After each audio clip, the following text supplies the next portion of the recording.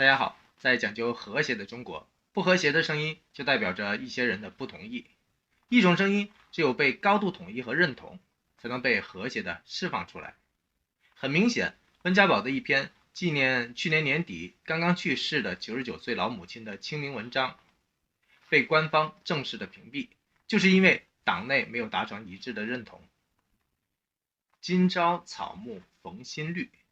毕竟他貌似自吹的成分似乎让一些人不舒服了，因为他说我同情穷人，同情弱者，反对欺负和压迫，包括大量如履薄冰、如临深渊等等敏感的关键字，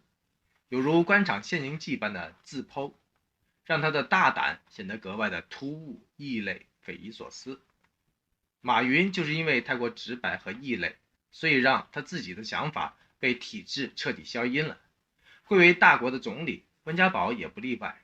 想当年，也就是2004年的时候，李鹏日记不照样因为敏感度太高，无法在中央政治局取得一致的通过，结果绕到了香港才得以出版。中国的政治是讲究觉悟和团结的。昨日山川满战尘，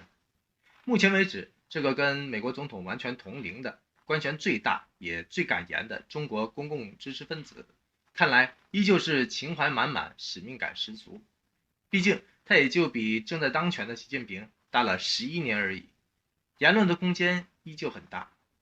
更何况，正是他在2012年声色俱厉兼动作迅猛的把习近平头号的政治对手薄熙来给拉下了马。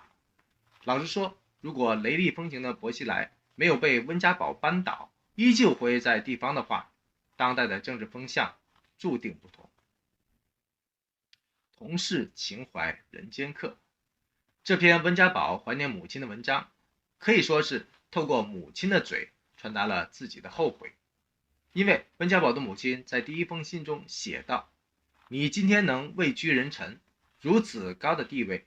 没有任何靠山，家里更不用说了，得来多么不易。你的性格是力求完美，但国家这么大，人口这么多，很难做到完美。对于不少人而言，很多话倘若不能直接，就只能选择隐晦了。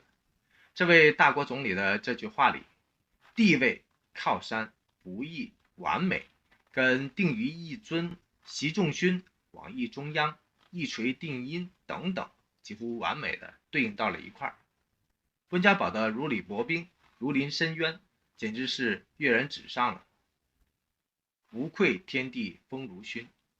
网络上疯传温家宝的这篇文章被禁，只是因为文章里面提到了4个字，也就是公平正义。我感觉这实在是完全站在了自己的角度去帮温家宝或者习近平思考了。想当年，也就是1970年5月27号，还不到28岁的温家宝还仅仅是个年轻而普通的地质调查队成员。就在这一天，他在日记中写道：我身在深山，但胸怀却像海一样的宽广。我把自己的工作与人民的利益联系起来，就产生了无穷的力量，顽强的战斗。这个年纪的我正是浑浑噩噩的时候，温家宝却已经在祁连山的深山野林中战天斗地，挥洒青春了。那时候的他不仅心系国家，而且还情系人民。